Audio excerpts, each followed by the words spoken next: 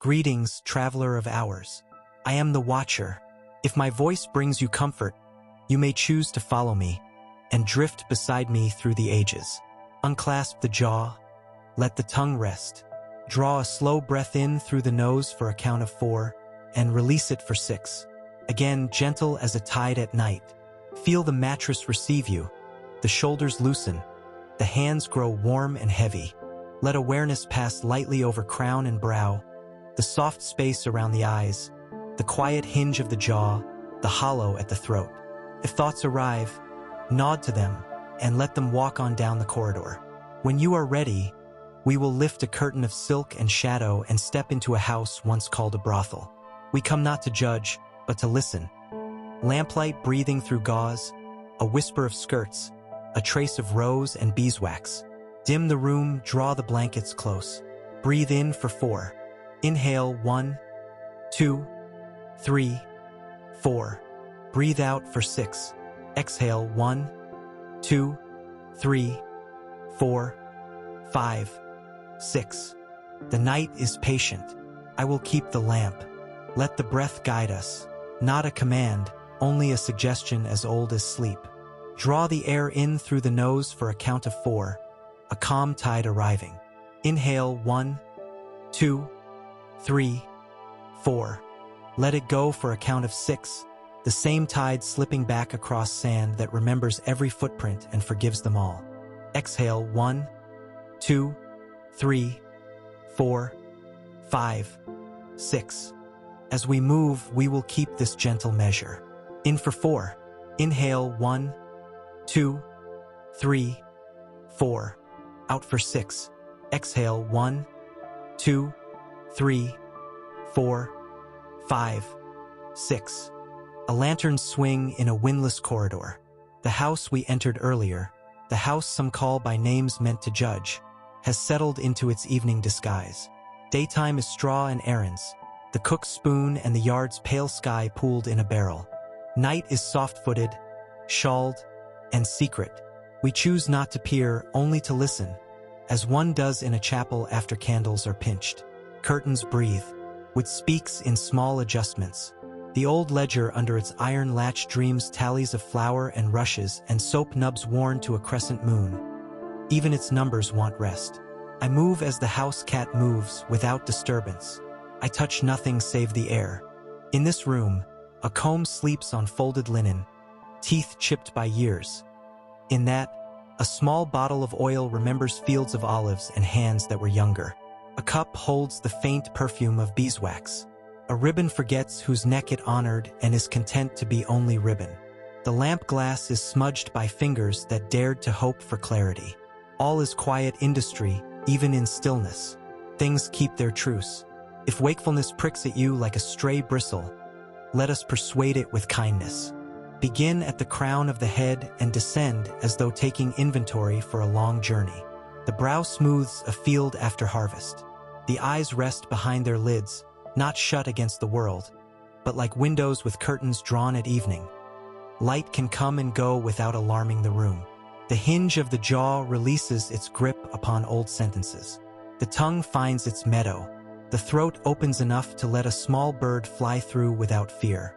In for 4, out for 6. The sternum floats, a leaf on that same tide. We will pass the heart respectfully. It is a bell tower that cannot be rushed. Tonight it rings for ordinary mercies. The bread unburnt, the water unspilled, the name remembered at the exact moment it was needed. Let the ribs move like shutters in a friendly breeze. Let the belly unknot. The muscles across the hips loosen like laces eased by a patient hand.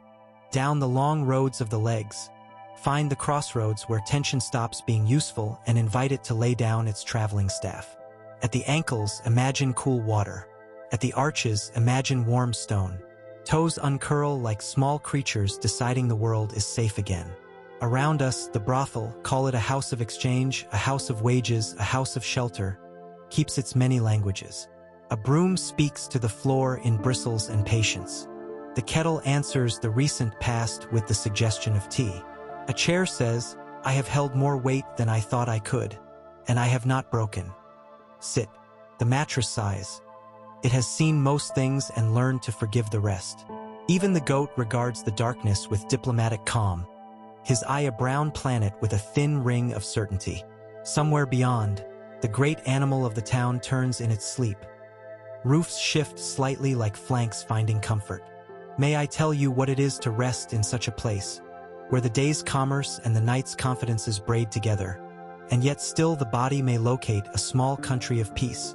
It begins with allowing the world to be unfinished. The ledger is not balanced. The stew was too thin. The song ended before its last verse. Someone spoke harshly who later wished to mend it. Let all of that remain as it is, like a basket set aside until morning. Worry is a poor seamstress at night. Do not hand it the good thread. Let us walk quietly through the lower rooms. Here the common table holds a few crumbs that outshone their hunger. A cup with a lip-chipped mouth waits to be mended with wax and care. A spoon is braced in a bowl as if listening to one more rumor and deciding it will not repeat it. The hearth is a red eye closing. A scrap of song lingers in the air, reduced now to a scent like smoke clinging to wool, a memory that warms without flame. There is a corner where stories keep themselves. The workers, having folded their names inward like letters, leave behind a trail of ordinary holiness. A pin set carefully where it will be found later. A drop of oil rubbed into cracked leather. A thread bitten clean and tucked so that it will not catch. They have endured much, these keepers of the night. They have welcomed, bargained, redirected, refused, and consoled. They have rinsed the day from their hands as well as any well can manage and said small prayers that have no need of altars to be heard. In the great mathematics of surviving, they exchange coin for coin, breath for breath, gaze for gaze. Their debts are real. Their dignity is real also, a fabric that does not tear easily, even when worn thin. If you find the mind wandering toward satire, toward the easy laugh at damp walls and stubborn lice, ask it gently to trade sharpness for compassion. Guarded hearts live here, yes, but also shy tenderness. A slice of bread shared under a curtain. A hand that checks a fevered brow without comment. A shawl pressed into another's hands on a night with too much wind. These are the soft economies that the ledger cannot count. Let the breath count them instead. In for 4, how many kindnesses went unnamed? Out for 6, how many griefs were carried without complaint? We may visit, if you like, one of the small windows that peers toward the lane. The pane is seamed with warm breath from hours ago. The glass holds an imperfect moon, more pearl than disk. Put your fingertip, not really only in thought, against the cold, and feel the history of glassmakers in far towns, blowing their cheeks full, turning sticks, cooling edges, bringing clarity into a world that had been content with holes. Somewhere a bell marks the hour poorly, its metal a little tired. Another answers, a different parish, a different master of ropes. Time in these streets is stitched not with gears but with habits. The baker who begins before dawn because dough knows no doctrine. The night watchman who weeds his rounds of their weeds. The woman who, when she cannot sleep, cards wool by lamplight until the fibers agree to be combed. The bed behind us, humbler than the word bed promises, holds 3 bodies by necessity and a 4th by plan. They lie not in lines but in shapes of trust and indifference that only exhaustion can teach. Even in such proximity, privacy can be a quilt. A shoulder turned to the wall, a curl of hair that declares its owner's city, a foot that refuses to share the warmest corner until this precise degree of warmth is achieved. Laughter has worn these boards. So has grief. The house remembers both without favoring either. To the right, the kitchen keeps its own slow hours. The great pot does not bubble now. It gives off an ancestral odor of herbs that have fed generations of stubborn hope. A few onions shine dully in a woven basket. A knife, short and loyal, rests beside them, a soldier off duty. The water jar leans in the direction of the well, as if already thirsty for tomorrow.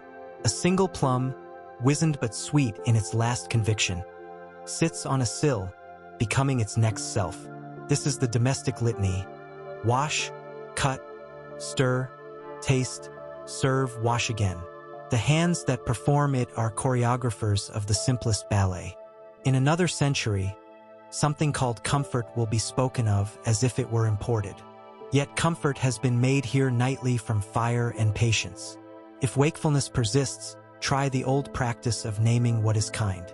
Not grand kindness, which gets itself announced at doors, but the quiet kind that wears shoes thin. Name the woman who presses a child's stone into her own pocket so that the child will not forget it in the morning. Name the man who mends a neighbor's fence without seeking payment, because storms do not respect property. Name the dog who places himself between quarrel and blow and, by being present, declares a truce the quarrel had not imagined. Name the small light left for a late-returning friend. Name the cup warmed at the hearth before tea knows it is wanted. With each naming, let the breath lengthen by a thread.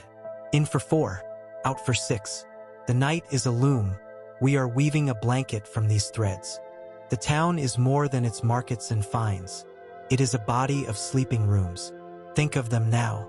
On that street, a tailor dreams a coat he will never cut, unbothered by the impossibility. On this one, a mother's fatigue is so complete that even worry respects it and waits upon the step until morning. At the river, a boat bumps the dock with a frequency that would annoy the day but comforts the darkness. In a garret, a poem germinates like cress on a windowsill. Under the stairs, a broom remembers summer dust and prepares for winters. The world does not stop. It only quiets. We join it by consent. Shall we ascend, careful as smoke, to the rooms where the brothel's night workers set their burdens down? I will not speak their names. They belong to the women themselves and to the men who were told them in trust. But you may attend to their sleeping shapes, their hands resting where lives are held most often. On the belly for those who keep secrets, on the throat for those who keep songs, on the heart for those who need reminding that it is still there. One turns and mutters a word in a language she learned from a nurse who taught it with lullabies and a willow switch. Another smiles as if remembering a joke she could not laugh at earlier. On a stool, a pair of boots lean together, toes touching like lovers in apology.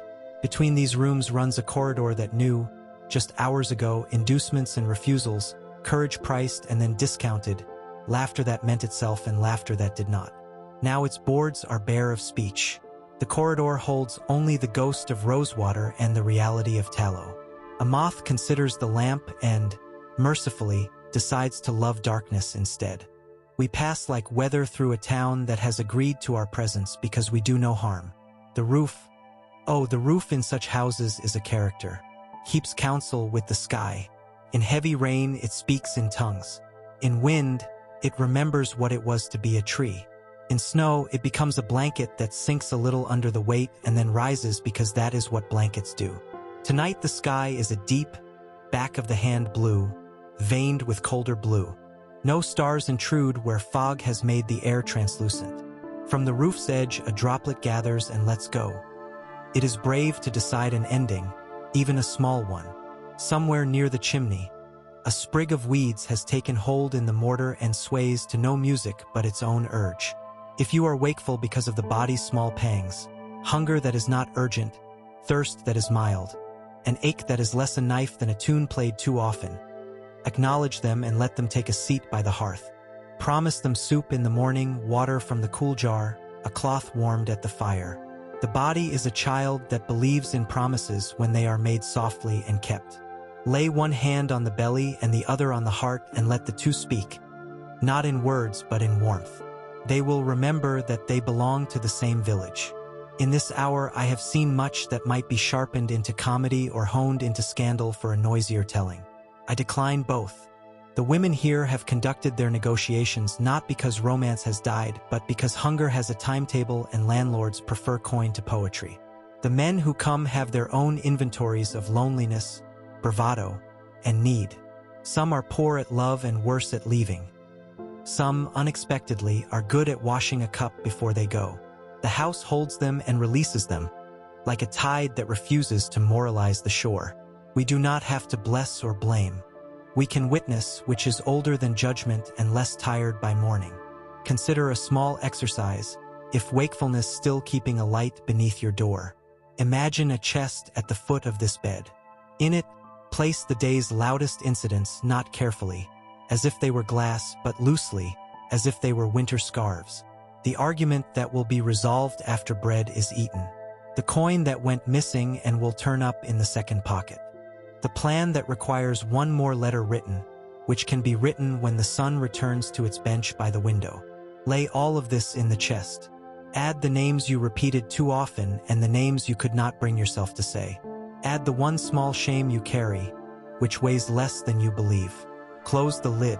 It will not sprout legs and run away in the night. Nothing will be lost by your resting. Much will be gained. Now a different kind of journey. Without rising, walk in thought through the market as it exists when the stalls are asleep. Herbs hang with their heads down, dry and resigned. Cloth is folded with a precision that outlasts sunset. The spice merchant's hand scale sits at ease, no longer choosing between fairness and profit. A ladder leans, astonished by the day's own height. A cat slips into a shop where fish once were and comes out disappointed and philosophical. The cobbles, which must endure the day's quarrels by law, keep only the footprints of last year's snow. Turn down the lane where, by morning, children will argue about a hoop. For now, a broom has been promoted to sentinel and guards a door with bristles forward. At a second-floor sill, a pot of rosemary grows in exile from the garden and dreams of bees. The air tastes of iron and the ghost of bread. Hold your breath a moment. No, hold is too stern a word. Pause your breath, and notice how silence accumulates like dust and is no less holy for being common. Let the breath resume of its own accord. It will. It always has. When you return to this bed, this straw ticking with the stubborn courage of fields, you will return differently. The pillow has accepted your shape. The blanket considers you one of its own. The room has redrafted its treaty with your bones. You bring stillness. It brings darkness. Between you, a modest peace is signed. If thoughts insist, let them be friendly wanderers who enter the room in socks. Look at the lamp and decide not to speak. I will tell you one more thing from the archives of small wisdom, and then we will sit together in quiet. In houses such as this, there is a sound that happens when the last candle is blown and the wick gives a final thread of smoke. It is not quite a hiss. It is the sound of effort resigning from its post. When you hear it in memory, let your muscles imitate it. Be the wick after the breath. Let the shoulders' embers cool. Let the back's long cords unstring their instrument. Let the jaw unclench not as surrender but as decision. There is power in ease. If you ask me why I linger in places others pass with a quick story and a quicker shrug, I will say this. The overlooked corners of the past are where sleep hides its feet when it is shy. To walk there gently is to coax it home without force. We have done that walking now. You may rest where you are, in a house that has carried many versions of longing without dropping any of them. Its boards know how to cradle. Its roof knows how to keep counsel with the sky. Its key knows how to turn and has turned for us. Return once more to the breath, our faithful measure. In for 4, gather what remains of the day's scattered birds. Out for 6, open the cage and let them fly without grief. In for 4, announce the amnesty to every muscle. Out for 6, watch them cross the border into sleep, where passports are not demanded and no checkpoint requires a narrative. If sleep arrives, it will arrive like a horse that knows the road better than its rider. If it pauses at the gate, do not call louder. Loosen the reins. We will not close the journey with a flourish or a farewell. We will simply be here a while longer, sitting with the hour as one sits with a friend who needed nothing but company. When you drift, I will not speak. When you surface, I will not hurry you back down. The house will keep its truce. The street will keep its weather. The town will keep its dreams. And you, gentle listener, you will keep what the night gives you, which is not an ending, but the grace to go on softly. So we continue without concluding. The lamp keeps its small planet of light. The air keeps its subtle kindness. Breathe as you have been breathing. Let the bed receive you as earth receives rain. The tale goes on, but it need not be told. Rest where you are. The rest will find you. Have you ever truly considered life inside a medieval brothel? Was it an affair of silken cushions and endless wine, or an existence of drafty chambers, dubious soup, and clientele who hadn't bathed in a decade? How did its workers endure an environment with more turmoil than a stage play, stricter regulations than a monastery, and sanitation that would make your sloppiest acquaintance seem pristine? What was their food? Their clothing? Did sleep ever come? Or was it an endless shift of medieval customer service, with a far greater chance of ending in arrest? Let's uncover the truth. Congratulations! You have just awakened in 1352, deposited in the heart of a medieval red light district. You are cold, disoriented, and nursing a hangover from ale that was likely more fungus than hops. The night stretching before you promises to instill a newfound gratitude for every mundane Tuesday you have ever experienced. You negotiate a narrow alley reeking of last year's cabbage, drawn toward a flickering sign and a door that protests more loudly than your own joints. Inside, the atmosphere is a thick concoction of smoke, cheap scent, and the anxious energy of people all using the name Marjorie. This is your lodging for the night. Pay the rats no mind. They are part of the original furnishings. Let's establish the mood. You are chilled, weary, and the sensation in your feet vanished around the third puddle. The alleyway behind you hums with the distinct sounds of medieval nightlife. The clatter of a dropped tankard, the far-off yelling of someone haggling over onions, and the definitive splash of a chamber pot's contents meeting the street below. If you believe this is merely a common inn with added ambience, you are mistaken. The medieval brothel is a fusion of boarding house, tavern, and fever dream, and wholly unlike anything your history lessons dared to broach. As you step inside, a wave of mingled scents assaults you. Stale beer, burning tallow, damp wool, and an anonymous odor someone tried to mask with a fistful of lavender. Here, perfume is not so much applied as it is deployed, a fragrant weapon layered over generations of mysterious stains and settled regrets. If you feel a draft, it is not from a window. It is the collective exhalation of everyone present realizing their evening has passed the point of no return. The first thing you will register is the decor, which exists somewhere on a spectrum between a forgotten attic and a deliberate fire hazard. The furniture is a mismatched collection, mostly acquired from patrons who couldn't settle their debts or who simply disappeared in the dead of winter. A lopsided table supports a single candle that seems poised to give up at any second. Three-legged stools are occupied by men with two good legs and flexible morals, while a faded tapestry on the wall depicts either a scene from the Bible or a dropped pie. It is difficult to say. You are met, if that is the correct term, by a figure in a bonnet whose primary role seems to be casting suspicious glares at newcomers. They do not inquire about your name, as names are irrelevant here, but they do ask if you have coin to pay now. You nod, attempting to project an air of financial competence. Coins are passed, counted again, and then vanish into a pouch. Receipts have not been invented. Your only confirmation of payment is the slim hope that the madam possesses a reliable memory. Consider the other patrons. A traveling merchant is asleep face down on the bar, having forfeited both his purse and his shoes. In a corner, two local farmhands whisper with enough volume for the room to overhear their attempt to build the nerve to approach Marjorie, though which Marjorie remains unclear. A minor noble, clad in a poorly fitting doublet, tries and fails to appear inconspicuous. He is the only person whose boots are not gnawed by rodents. You are led to your quarters, which is little more than a small, drafty space partitioned from the next by a threadbare curtain and the shared resolve of the building's inhabitants. The bed is a sack filled with straw, brittle and lumpy, adorned with stains you pray are from wine but suspect are older than the 100 Years' War. A candle, barely taller than your thumb, sputters on the floor, seemingly threatening to extinguish itself out of sheer empathy for your situation. But the true occupants of the room are your roommates.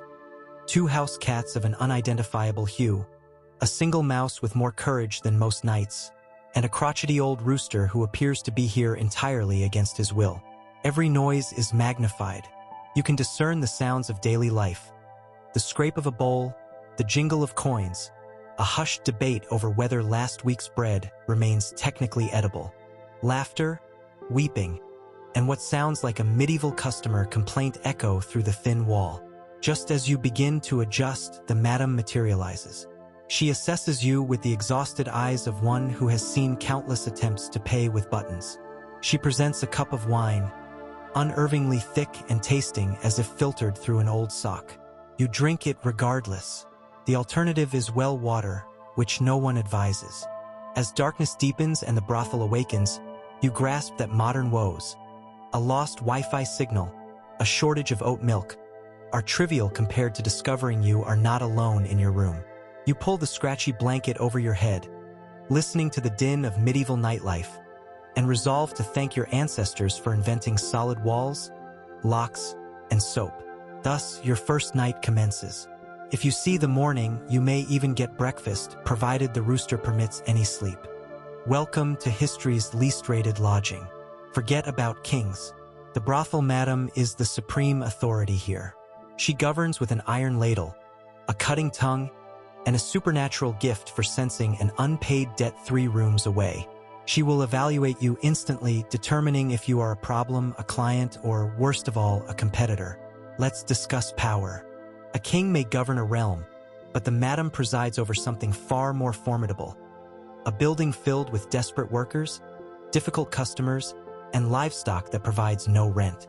She holds more sway than the local constable, more charm than a traveling friar, and a memory for debts that would humble an accountant.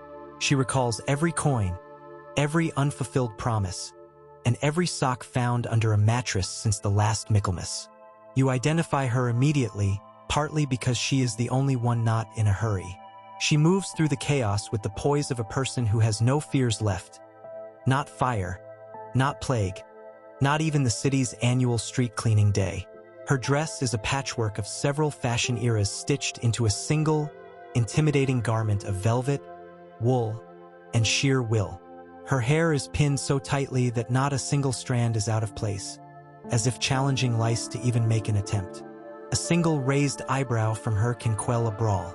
One shout can summon every worker, cleaner, and chicken in the establishment to her location. Her preferred weapon is not a sword but the world's most formidable wooden spoon, ideal for ending fights, probing a questionable stew, or wrapping the knuckles of anyone slow with payment. The madam's day starts before dawn and concludes. Never. She maintains a ledger under lock and key, although her mind is likely more secure than any lock in town. She manages bookings, inventories supplies, sets prices, and maintains order with a diplomatic prowess the Pope might envy. A story circulates about someone who tried to pay her with a counterfeit coin. Legend claims she pursued him through 3 streets to retrieve her money, plus interest and a goose for her trouble. She is privy to every secret in the district. If you seek gossip, the madam knows the ending already. If you ask for credit, she will laugh, then offer a bowl of soup as a consolation. Her network of informants, composed mostly of curious neighbors and idle cats, reports on every new face, late payment, and missing towel. The city bailiff? She addresses him by his childhood nickname. If he appears for an inspection, she will offer him tea and a subtle reminder of the time he lost his boot in her cellar. The madam is part supervisor, part therapist, and part medieval security system.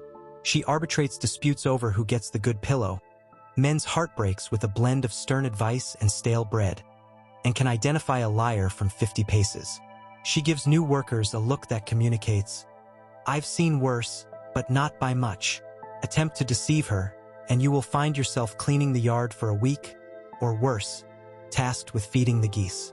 Occasionally, a customer will try to charm his way into a discount. The madam counters this by recounting a tale so mortifying, so dreadful, and so specific to him that even the most determined cheapskate will abruptly recall an urgent appointment elsewhere. It's rumored she once persuaded a local lord to pay double for the simple privilege of not being named at her dinner table. Despite her stern demeanor, a peculiar loyalty pervades the house. The workers may complain about her rules, but when the city guard arrives or a fight threatens to spill outside, everyone turns to the madam. She is the only one who can fix the oven, pacify an enraged client, and frighten away rats with a single clap. To an outsider, she might appear fearsome, even cruel, but to her people, she is the final bastion against a chaotic world. She provides loans with interest, advice solicited or not, and the rare hug, strictly after hours and never in view of others. Ultimately, she is the reason the brothel endures. Without her, the roof would collapse, the stew would scorch, and the residents would be sleeping in the alley with the goats. So, if you ever find yourself in a medieval brothel, be courteous, pay on time, and never misjudge the power of a woman armed with a ledger, a spoon, and a list of grievances longer than the Magna Carta. Before you can get settled, you are shown a list of house rules more extensive than a church sermon. No brawling, no freebies, no credit, and, for the love of all things sacred, no singing past midnight. Soap is strictly doled out and is only gently used. Let's examine these legendary regulations, because survival in a medieval brothel requires not just endurance, but also compliance. First, you see the rules are inscribed on a piece of parchment with suspiciously blotchy ink. Some seem to be recent additions, likely following last night's incident with the goose. Others are so old that even the madam is unsure of their original meaning. No juggling torches in the main room. Someone certainly learned that lesson painfully. Rule number 1. No fighting within the establishment. This is not a lawless pub or a brawling pit. If you feel compelled to duel, please do so outside, ideally away from the town guard's patrol. Broken chairs are an expense, and the madam has no desire to add furniture repair to her demanding schedule. Bruised egos are to be managed discreetly behind the privy or through the exchange of passive-aggressive stares. Next, no free samples. While the brothel may be the medieval equivalent of customer service, it does not engage in charity. Anyone caught offering services for free is immediately assigned to laundry duty, which involves boiling linens in a cauldron large enough to extinguish one's spirit. Curiously, no one ever repeats the offense. No credit, ever. The madam is resolute on this. Do not suggest paying tomorrow or claim you left your purse at home. Unless you are royalty, and even then, your transaction begins and ends with coin in hand. Any effort to barter, offer IOUs, or trade your second-best chicken will be met with a look of such profound disappointment it could curdle milk. No singing after midnight. This rule is rigorously enforced after a legendary week when a budding apprentice bard serenaded the block with his Song of the 12 Turnips. All agreed it was charming for the first 5 minutes. The penalty for late-night vocalizing now involves mopping floors, wrangling animals, and a temporary suspension of soup privileges. Now, concerning the soap, the most prized, fiercely debated, and tragically scarce item in the building. The rule is straightforward. Thou shalt not steal the soap. This is both a practical and a philosophical decree. The soap is, at best, a dwindling nub of unknown origin, passed from guest to guest, containing at least 5 different scents, none of them pleasant. If you take it, the entire house will know, as you will be the only one smelling vaguely of week-old lye instead of goat. Soap use is monitored. Workers are permitted a ceremonial hand wash before dinner and a full bath on alternate saints' days. For customers, it is a privilege. If caught taking an extra scrub, expect the madam's wrath and a long lecture on communal hygiene. Given that the average medieval person bathed monthly, the mere presence of house soap is a luxury. No livestock upstairs. This is another popular rule, added after an incident with a chicken, 2 goats, and a bucket of ale. The lesson was learned, though the stains on the floorboards remain. If your animal cannot pay, it sleeps outside. There are also unwritten rules you will quickly learn. Do not inquire about the stew's ingredients. Never mention someone's real name, especially if they claim it is Marjorie. And if the rooster wanders inside, just leave him. He has tenure. These rules are not for appearances. They are the mortar holding this chaotic place together. Without them, each night would descend into a riot of spilled ale, broken furniture, and a small fire. The madam understands this and maintains order with the grim resolve of a hungover schoolmaster. Everyone, worker, guest, and goat, obeys or soon wishes they had. As you settle in, clutching your sliver of soap and humming silently, remember, in the medieval brothel, obedience is not a virtue. It is a survival tactic. Nothing ruins your evening faster than the madam discovering you tried to take the soap. You imagined medieval brothels were all silk and intrigue? Reconsider. Most workers wore threadbare linen, patched wool, and the occasional hand-me-down tunic that had seen more activity than a knight's shield. Accessories often included decorative fleas and a subtle aura of regret. Let's dispel everything learned from salacious paintings and lavish television dramas.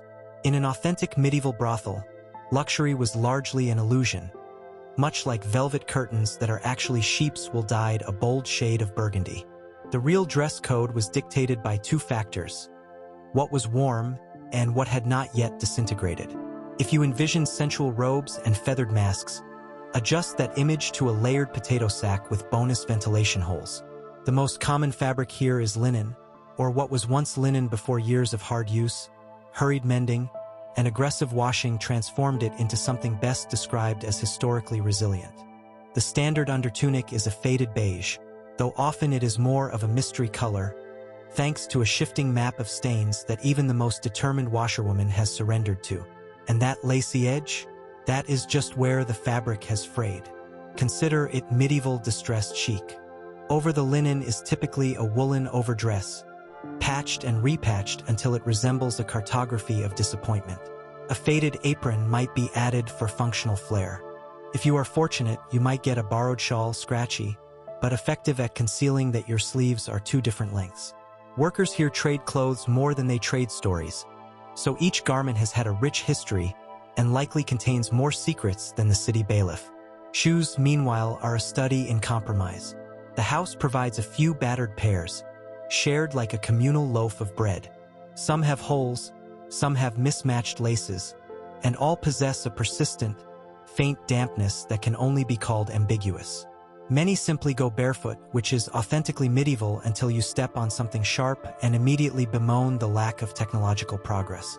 Let us not forget the true stars of the wardrobe: lice. Lice are not just an occupational hazard. They are practically a part of the uniform. In an age where bathing is a seasonal event and combs are luxury items, fleas and lice flourish in every seam, collar, and personal crevice. Brothel fashion ensures you are never alone. Scratching is so frequent it has become a house rhythm, like the quiet clinking of coins or the distant thud of someone falling downstairs. Jewelry is sparse and highly practical.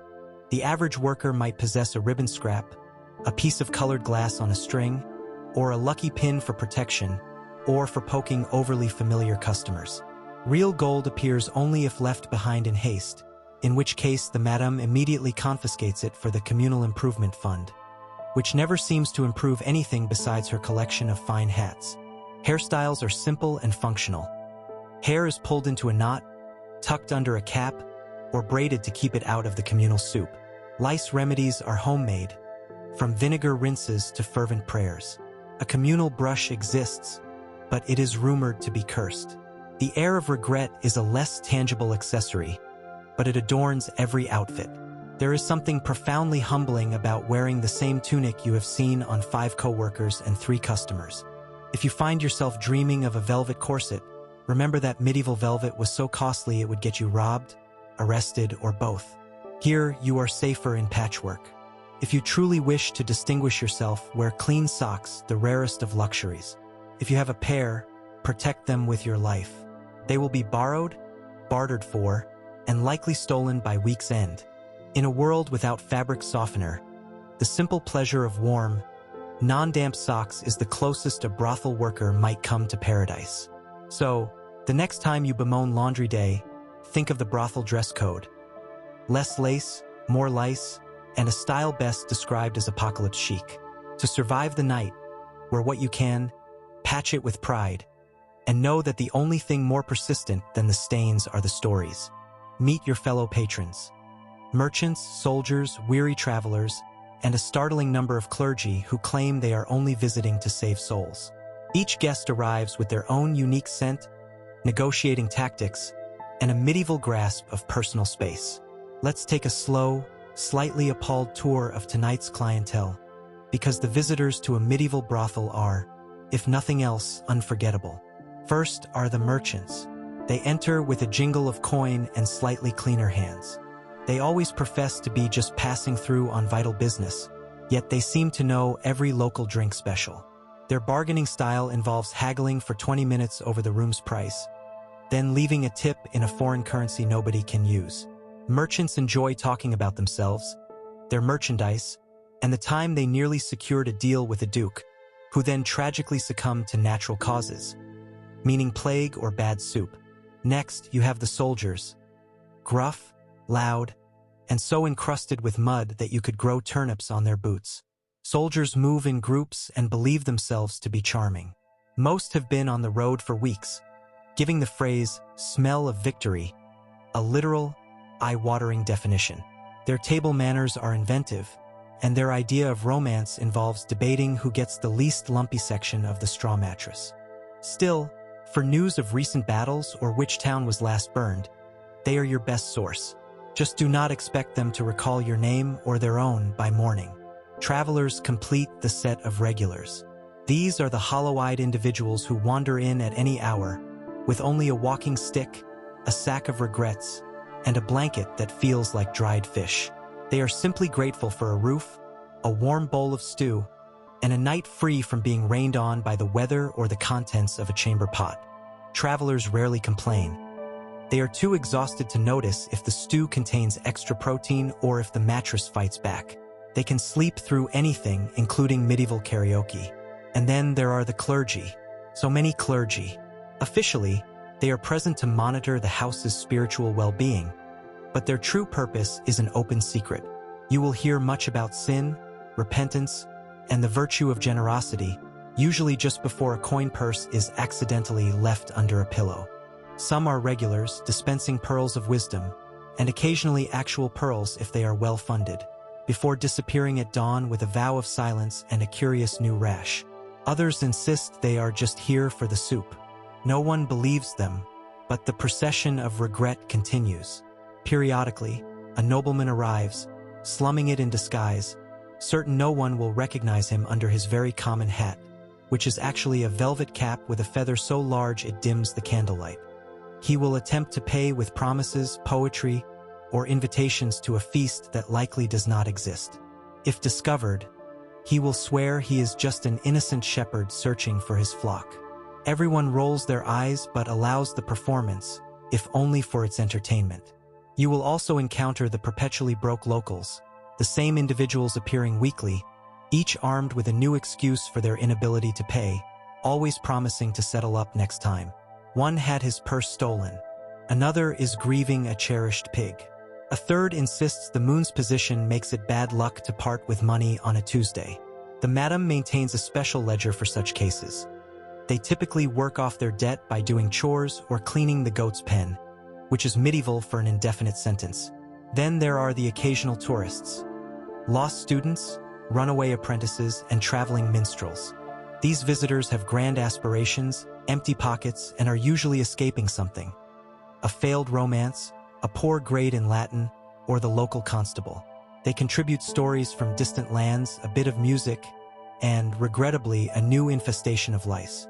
Every customer adds something to the brothel. A fresh rumor, another stain, a new entry in the epic saga of last night's events.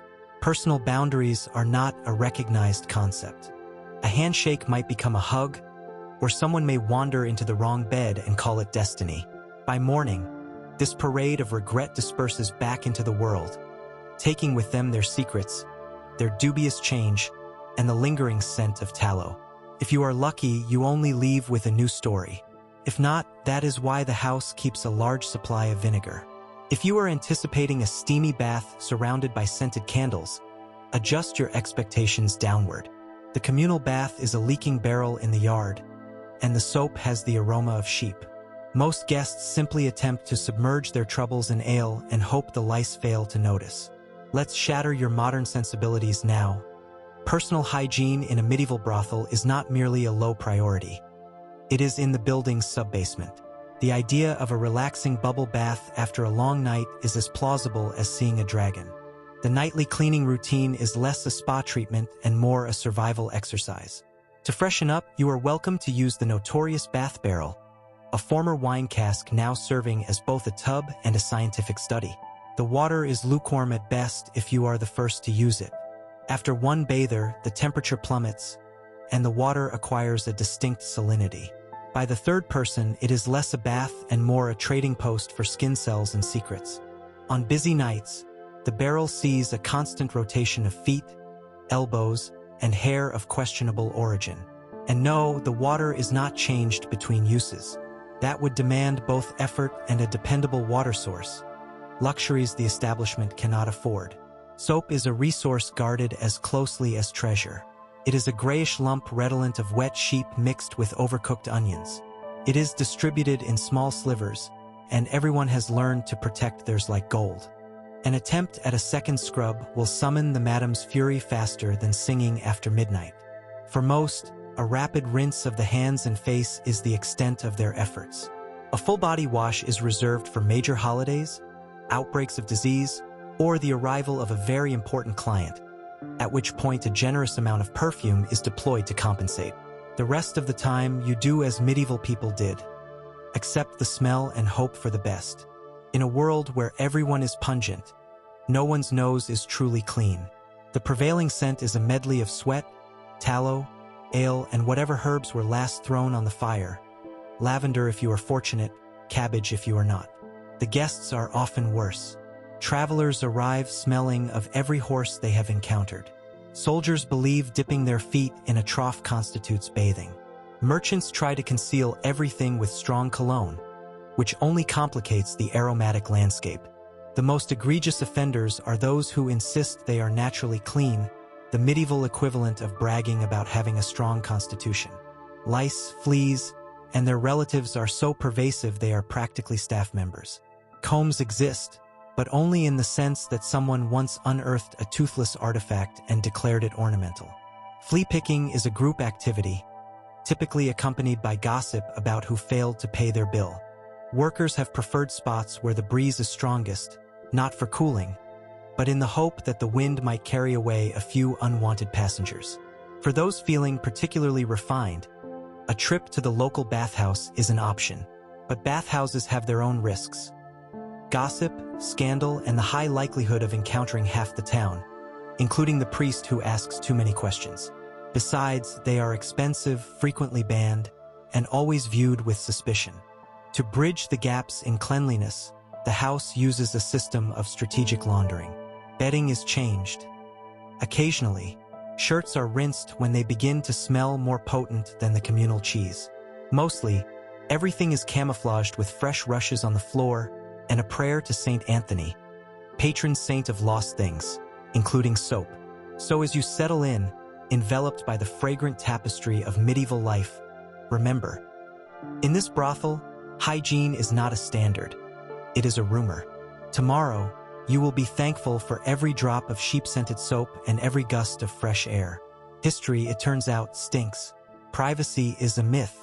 You share your room with 3 snoring workers, 2 chickens, and a goat that seems to possess diplomatic immunity. Every creak of the floorboards serves as a reminder that you are never, ever by yourself. Let us define what bedroom signifies in a medieval brothel. If you are imagining a private chamber with soft sheets or even a real mattress, revise those expectations immediately. The shared bedroom is a masterclass in creative crowd management, featuring a rickety floor, a ceiling low enough to style your hair on, and walls of patched curtains that make a valiant but futile attempt to create separate spaces. Your sleeping area is less a bed and more a brittle communal nest. A rough pallet stuffed with straw rests on the cold floor, groaning with every breath. If you are lucky, you secure a spot in the middle, away from the drafts and just out of the chicken's pecking range. These birds are not merely pets. They are early morning alarms and late-night emotional support, assuming your idea of support is a sharp beak to the foot at 3 a.m. And then there is the goat. No one is sure how he arrived or why he remains, but he has claimed a corner by the fire and glares at anyone who encroaches. The madam says he wards off evil spirits. Others believe he is the reincarnation of a former landlord. Regardless, the goat is the only one who gets the entire blanket. The soundtrack to your night includes snores in 3 distinct keys, someone mumbling in Old French, the rustle of a mouse in the straw, and the sudden squawk of a chicken settling a feud. A nightly negotiation occurs over the good pillow, the one with the fewest mystery stains. It usually ends with no one winning, Personal space is an ancient legend. On cold nights, everyone clusters for warmth, forming a human lasagna of linen, wool, and desperation. You might find yourself next to a coworker you hardly know. No one makes eye contact the next morning. If you believe insomnia is a modern affliction, try sleeping in a room where someone is always getting up. For the chamber pot behind the sound dampening if you believe hard enough curtain to feed the animals or to chase the mouse. And do not forget the customers who occasionally wander into the wrong room. In winter, it is so cold your breath fogs and your straw pillow frosts over. In summer, it is a steam bath of bodies and barnyard scents. A single tiny window provides just enough air to keep hope alive. If you do manage to fall asleep, the goat will likely wake you at dawn by standing on your feet. Yet, in this chaos, there is a strange comfort. This is where stories are whispered and secrets are shared. You realize, as you ignore the chicken on your shoulder, that you are living the noisy, communal history that fairy tales omit. As you lie awake, serenaded by snores and livestock, remember that privacy is overrated, and sleep is optional. In the medieval brothel, you never rest alone. Forget the 9 to 5. Here, the real work begins after sunset. Oil lamps flicker, coins are counted, and the air fills with a mix of forced laughter and genuine coughing. You doubt anyone has had 8 hours of uninterrupted sleep. As the sun sets, the brothel transforms.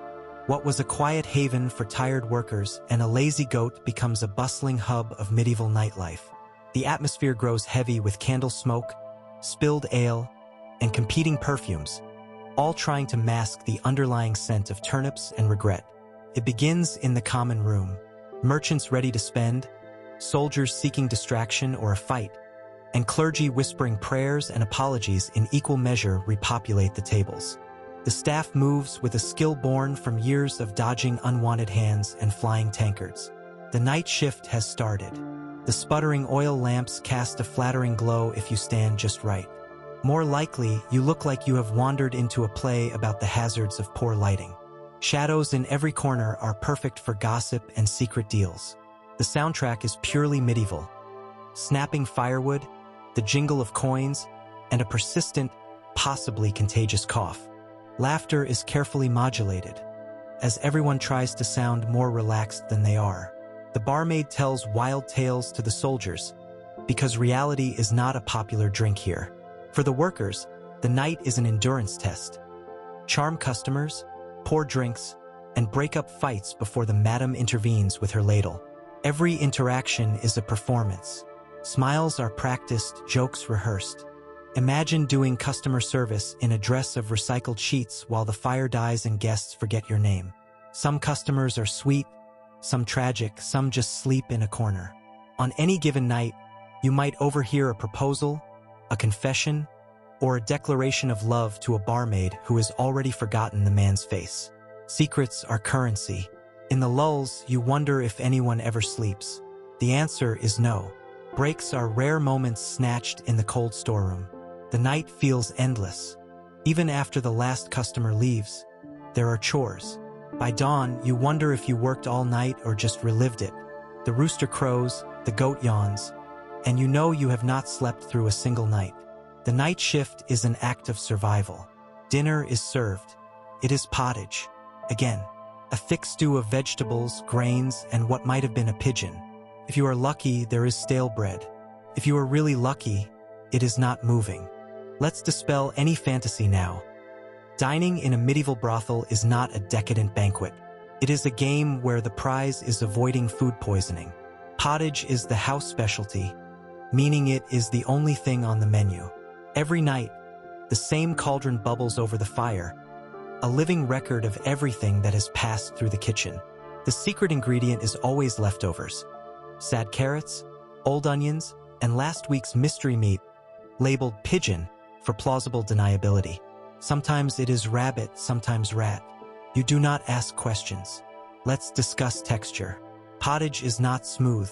It is hearty, lumpy, and sometimes chewy in ways vegetables should not be. The broth's color changes daily, from murky brown to a concerning green. Some nights you find a whole bean. Other nights you wonder if that crunch was a bone or just a very determined grain of barley. Then there is the bread. Medieval bread, the only thing harder than the lives of the workers. The loaf is a dense, gray block, so stale it could serve as a weapon during a tavern dispute. If you drop it, the table might dent. Slicing it is an act requiring both skill and significant arm strength. On the rare occasion someone acquires a soft piece from the baker's wife, the event is marked with applause and a respectful moment of silence. If you desire butter or cheese, you are in the wrong social class. Here, dairy is for special events, visiting nobility, or bribing the city inspector. Sometimes a suspicious smear of what is claimed to be lard is available. You learn not to analyze it too closely, as overthinking is a hazard in a medieval kitchen. The kitchen itself is a marvel of medieval function. A smoky hearth, a single pot that is never truly clean, and a collection of wooden spoons and knives so dull they might be safer than modern cutlery. Dishes are cleaned with boiling water, sand, and faith. The cook, typically someone who has failed at all other professions, handles a ladle like a scepter and glowers at anyone who questions the portion sizes. For beverages, you are offered weak ale or diluted wine. Water is distrusted, and for good reason. It is better to risk a mild hangover than to contract whatever resides in the town well. On special nights, a jug of something more potent might appear. But be cautious. The last person to drink from it reported seeing saints and then could not walk in a straight line for a week. Dessert, you wonder? There is no dessert. At best, you might find a shriveled apple or a wrinkled fig in someone's pocket. The concept of an after-dinner sweet is a myth, alongside regular bathing and comfortable shoes. Meals are communal, boisterous events full of running commentary. Table conversation shifts from daily gossip to debates about the unidentified objects floating in the pottage. No one dines alone, and everyone is willing to trade a bread crust for your slightly less moldy turnip. As you conclude your meal, strangely thankful to have survived without chipping a tooth, you understand that in the medieval brothel, cuisine is about sustenance, not flavor. And if you remain hungry, there is always more pottage. To maintain order, the brothel has security. A large, surly mastiff paid in leftover bones and the right to nap wherever he chooses. He is remarkably effective, though not especially selective. Let's be clear, the term bouncer in a medieval brothel might evoke images of a muscular soldier with a fearsome scowl. Here, the reality is simpler and, somehow, more formidable. The bouncer is a dog. Not just any dog, but an ancient mastiff named, with classic medieval flair, Brutus. Brutus is as broad as a cart, composed mostly of muscle and fur, with jowls that could make a small child rethink their life choices. He is the absolute master of the doorway. If you are a newcomer, you will meet Brutus before anyone else. His duties are simple. Sleep in doorways, inspect pockets for food, and emit a low growl at anyone attempting to leave without paying. He has no formal training, only centuries of canine instinct and a profound dedication to his next meal. When the door opens to a rowdy patron, Brutus conducts a swift sniff-based evaluation, the medieval security check. Do you smell of trouble, sausage, or a combination of both? The madam insists Brutus can identify a liar by the way their toes twitch. Legend has it he once thwarted a known thief with nothing more than a well-placed yawn. Most guests dare not challenge him. If you are a regular, especially one bearing treats, Brutus will permit you entry with a resigned sniff. Inside, he patrols at his own pace, moving between tables and sleeping where he is least convenient. If a fight erupts, he simply ambles into the middle of it, positions himself between the combatants, and gives them a look of such profound disappointment that the conflict usually dissolves. For persistent troublemakers, he provides an escort outside using the gentle force of his considerable rear. Brutus enforces his own set of rules. No food is to be left unattended. No loud noises after dark. And under no circumstances is his nap to be disturbed. One merchant learned this lesson when his shoe mysteriously vanished. Other security measures are more for show. A wooden club behind the bar is mostly used for stirring soup. A rusty sword hangs over the door, less intimidating than Brutus's morning breath. For emergencies, the madam has a whistle, though it is widely believed its only purpose is to summon the dog. The true genius of this security is psychological. Word spreads quickly.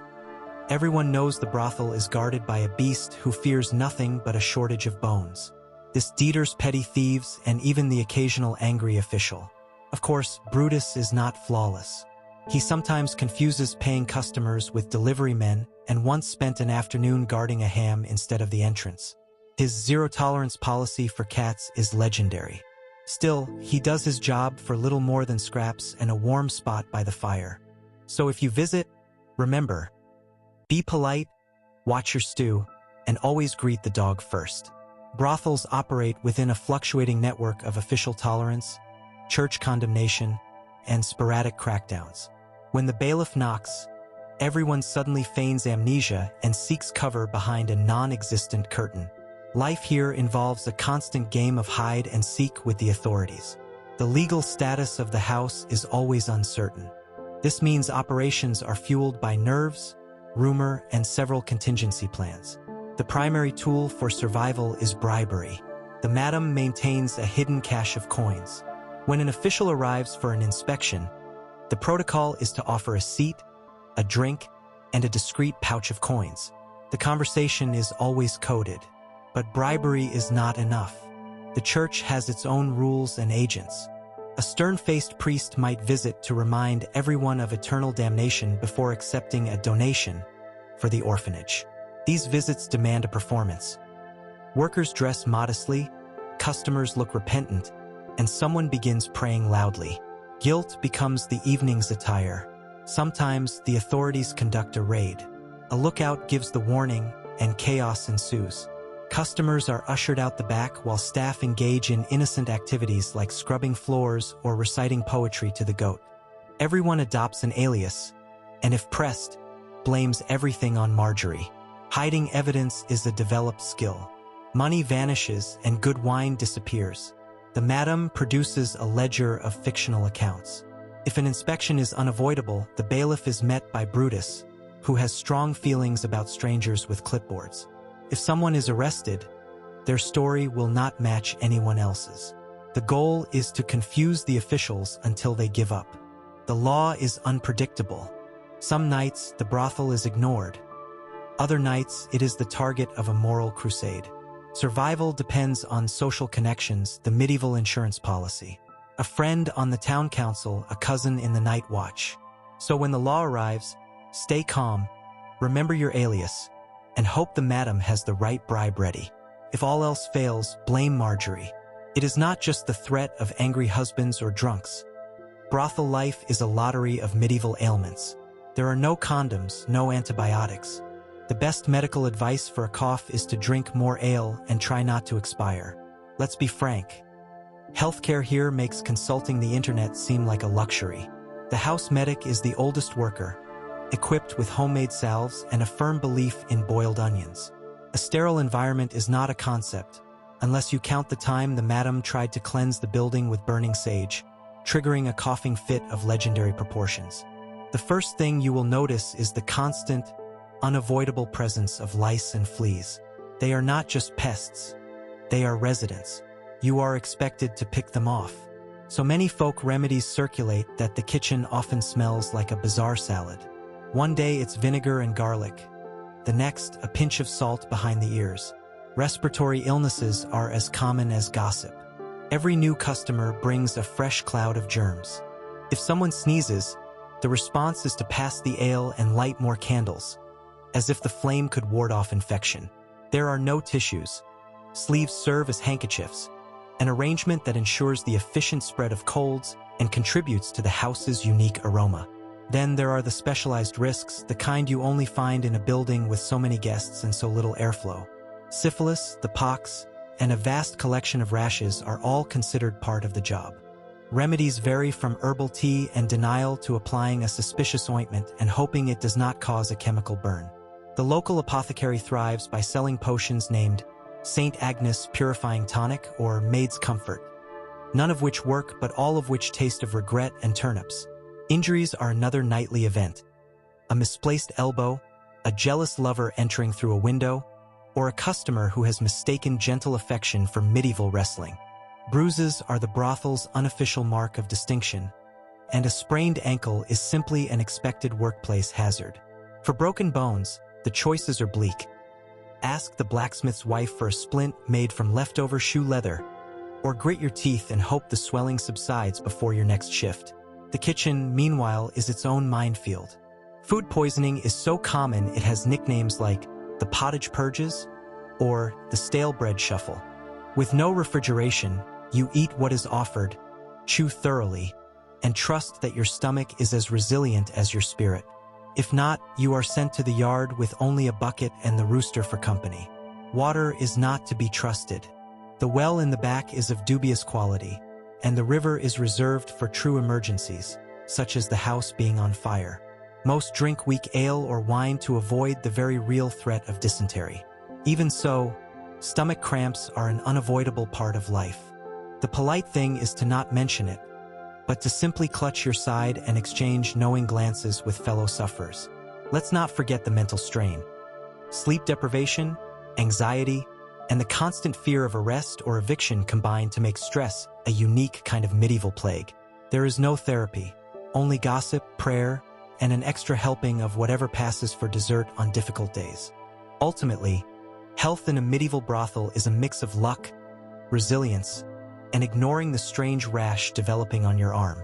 You hope for the best, you drink to forget, and when all else fails, you blame the goat. Because in a place where the primary cure for any ailment is to wait and see, every sunrise feels like a small victory. Wages are distributed nightly, and so are debts. The madam claims her share, the bouncer receives his bone, and the remainder barely affords a new pair of socks. The house always comes out on top, especially if you owe rent. Let's explore the stark reality of brothel economics, where every copper is inspected, counted, and somehow seems lighter than you recall. The evening's earnings are calculated with the grim focus of someone who knows precisely how far a single farthing can go. It is not far. Workers form a line after their shift, bleary-eyed and hoping for good news, only to see the madam's finger trace down the ledger like a judge delivering a sentence. First is the house cut, an old tradition and perhaps the earliest form of corporate tax. The madam's percentage shifts with her mood, the weather, and the state of the roof. A new leak means another 2%. There are deductions for broken dishes, missing linen, and on one memorable occasion, for emotional damages inflicted upon the goat. Everyone complains, but the rules are absolute. Next, Brutus the bouncer is paid in leftover stew bones and his choice of sleeping location. But expenses do not end there. Someone is always buying him a treat to remain in his good graces or bribing him with cheese to ignore an extra cup of ale. Now let's talk about rent. If you find modern landlords demanding, try reasoning with a madam who has heard every excuse imaginable.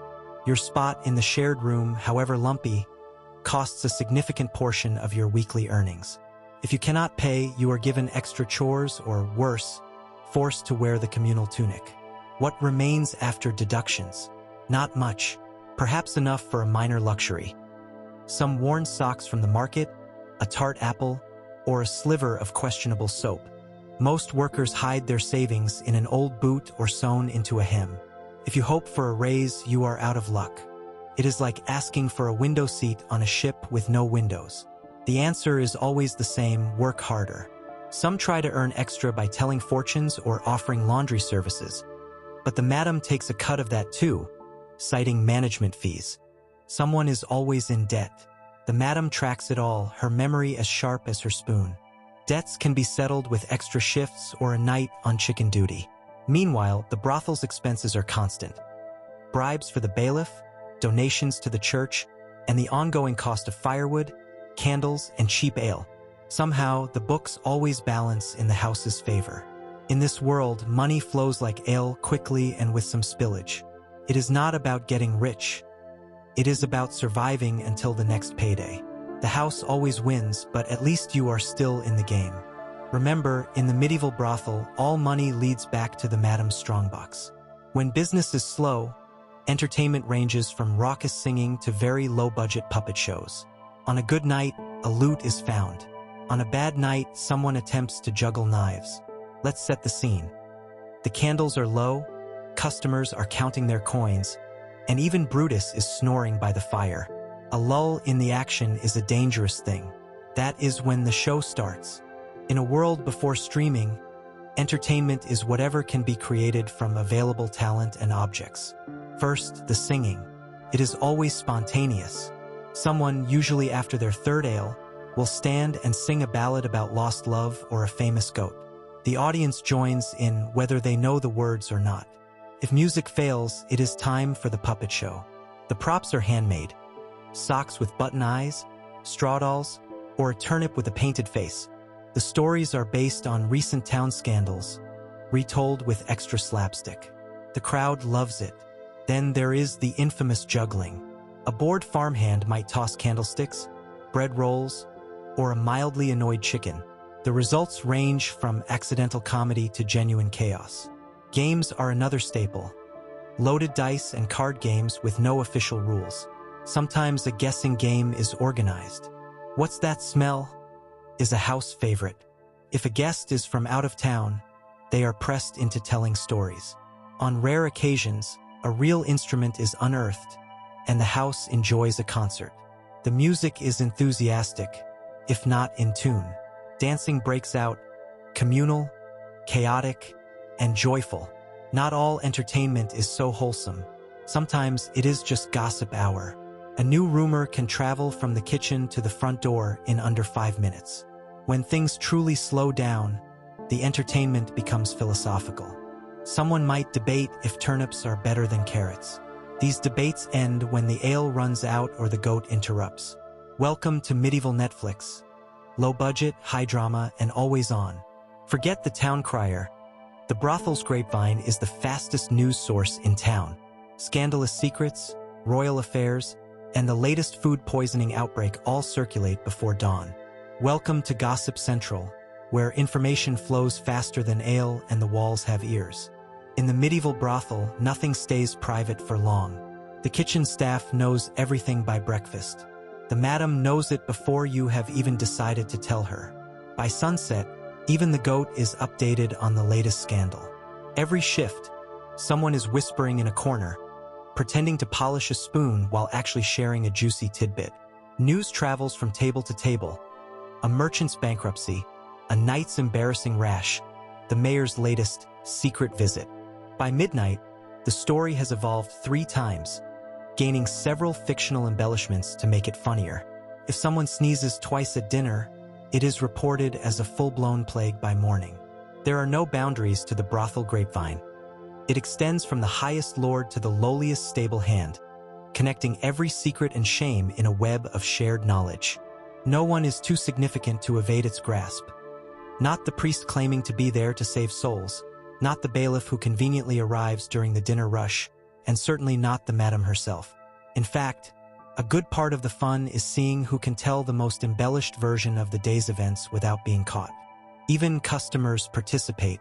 Travelers exchange stories for a bowl of soup, and if you desire an extra serving, you had better have a rumor to share. Foreign merchants invariably draw attention. Are they truly here just for the market, or is that satchel filled with gold, or something even more exotic like genuine pepper? The following morning serves as an informal press conference. Everyone convenes around the hearth, clutching bread crusts, eager for the latest news. Someone always has a friend who knows someone who swears they saw the town reeve fleeing from a chicken or the bishop dancing after curfew. The stories are told and retold, growing more elaborate with each telling. Truth is a flexible concept in the brothel, and no one wants to spoil a good narrative with mundane facts. Occasionally, gossip takes on its own momentum, escalating into something the entire town cannot overlook. A single overheard dispute becomes a feud between rival merchants. A harmless flirtation is spun into a forbidden romance, and someone's unfortunate food poisoning becomes a dire warning about the cook's pottage, though everyone continues to eat it, as hunger always wins over caution. The brothel's true intelligence network, however, is the staff. Each has a specialty. The kitchen maid hears everything from the garden. The night shift gathers secrets whispered in the darkness. The laundry worker is practically a spy, analyzing the evidence of who wore what and where. The madam is the final arbiter, filtering rumors for leverage or amusement and deploying them as needed to resolve disputes or simply entertain herself. Woe to anyone who tries to maintain a secret here. The brothel is a living rumor mill, and the only secure secrets are the ones never spoken. Even the animals are involved. In a world without newspapers or reliable mail, gossip is the true pulse of the brothel and the town itself. It is how alliances are formed and reputations are made or destroyed overnight. So if you have something to hide, keep your head down and your story consistent, because here, news travels at the speed of shame. Every worker juggles personal faith with a profession the local priest condemns each Sunday. Some pray before bed, some after, and some just hope for anonymity at church. In medieval Europe, faith is not just a weekly observance. It is the constant backdrop to life. For brothel workers, this means living on a theological tightrope, trying to maintain a foothold in heaven while the other foot dangles precariously over the flames. The local priest is both a potential visitor and the loudest critic from the pulpit. Every Sunday sermon concludes with a condemnation of sin and the den of iniquity on the edge of town. A subtle glance is often cast toward Marjorie, who stares ahead, clutching her prayer book. Prayer is a daily negotiation. Some workers kneel before bed, asking forgiveness for what they have done and what they are about to do.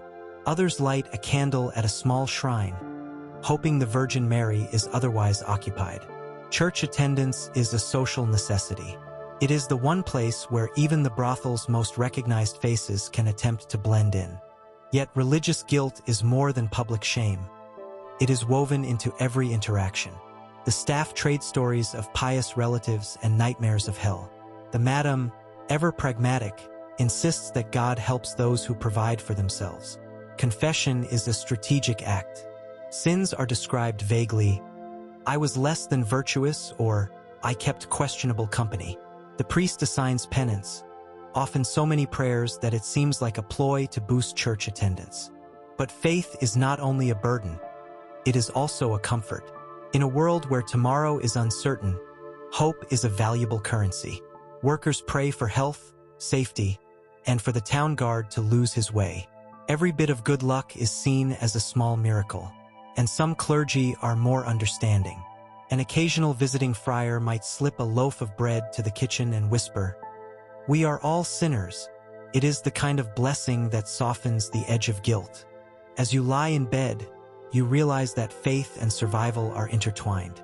Here, the only unforgivable sin is to stop hoping.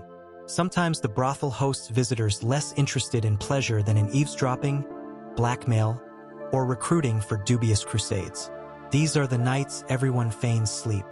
If you think a brothel's only concerns are unruly customers and the occasional goat, you are mistaken. The real trouble begins when a certain type of guest arrives. Sharply dressed, with darting eyes and suspiciously clean hands. These are not the usual patrons. These are unwanted guests, nobles on secret errands, spies, and political schemers. Let's start with the nobles. They arrive in what they believe is a disguise. Just a humble merchant, says the man whose boots cost more than the entire establishment. He is here to catch a rival or a rebellious relative in a compromising position. The brothel becomes a chessboard. Then come the spies. They linger in corners, listening with an intensity that could curdle milk. Their questions seem casual, but they extract information about the mayor, the bishop, and local politics. Sometimes a recruiter for a questionable adventure appears, promising riches and glory. The staff have learned to develop sudden headaches or vanish behind a curtain until he leaves. Blackmailers are the worst. They arrive quietly, taking notes and watching for any slip-up. Their weapon is information, and they wield it without subtlety. On these nights, the atmosphere changes. The laughter is subdued, and conversations are short. The madam has her strategies. She might accidentally spill ale on an incriminating document or start a sing-along loud enough to drown out secret negotiations. Sometimes she sends Brutus to sit beside the worst offenders. A little dog drool can discourage loose talk. So what do you do when you spot an unwanted guest? You pretend to be asleep, busy, or deaf. By morning, the strange guest is gone, and the brothel returns to its usual chaos. In a world where secrets are currency, the medieval brothel is a bank with very shaky walls. For every ailment, There is a home remedy involving leeches, boiled herbs, or rubbing onions on the affected area. Doctor is a generous term. Hopeful amateur is more accurate. In the medieval brothel, you learn that medicine is less science and more optimistic experimentation. The only rule is that if the cure doesn't help, it should taste bad enough to make you regret complaining. Let's start with the classics. Leeches are the Swiss Army knife of medieval medicine. Sore throat? Leeches. Fever? More leeches. Mysterious swelling? Leeches and a prayer.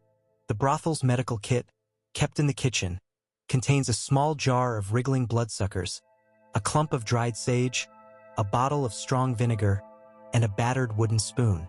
If the madam sees you looking pale, she will either recommend a leech or ask if you have been eating the bread again. Herbal remedies are ubiquitous.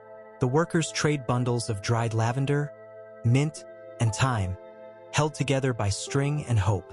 If you can identify a plant, you can likely brew a tea from it. For a headache, try boiled willow bark. Its bitterness might not cure you, but it will certainly distract you. For sleeplessness, a pinch of poppy seeds in warm milk is recommended, unless you wish to hallucinate about the goat becoming mayor. Onions are the house favorite, rubbed on bruises, applied to bites, and placed under pillows to dispel bad humors. Sometimes they are put in socks to draw out sickness. Whether it works or not, you will be the most wholesome-smelling person in the room, which is a significant achievement in a brothel. When it comes to wounds, the first step is finding a clean rag, which is a challenge in itself. Next comes a mixture of honey and herbs, applied with sincere optimism. Honey is the medieval equivalent of a panacea. Sticky, sweet, and believed to cure everything except a broken heart and taxes.